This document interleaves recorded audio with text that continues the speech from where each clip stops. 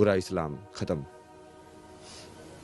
मुस्लिम लोगों से दिक्कत नहीं है जो बढ़िया है, इस्लाम की विचारधारा ख़त्म होनी चाहिए, विचारधारा गलत है, नफ़रत सिखाती है वो। क्या है इस्लाम की विचारधारा? चलिए देखते हैं। इस्लाम कहता है सच्चा मुसलमान वही है जिसके हाथ और जुबान से दूसरे लोग महफूज रहें, यानी जुबान तक से किसी को दुख न पहुंचाओ। इसका मतलब है कि हमारे शब्दों से किसी को भी तकलीफ नहीं होनी चाहिए।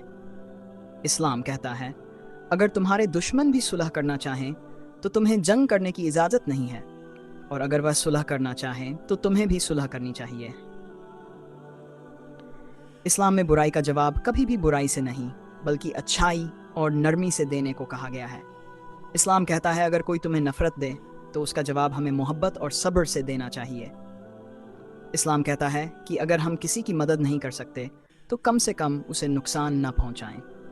इस्लाम ये सिखाता है कि हमेशा दूसरों के लिए अच्छाई का रवैया अपनाओ।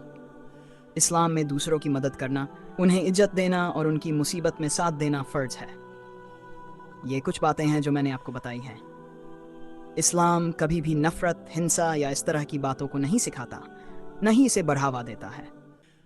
अक्सर लोग इस्लाम को नहीं जानते, वे बस कुछ मुसलमानों को देखकर जो इस्लाम का सही पालन नहीं करते या मीडिया के ज़रिए इस्लाम के बारे में गलत विचार बना लेते हैं।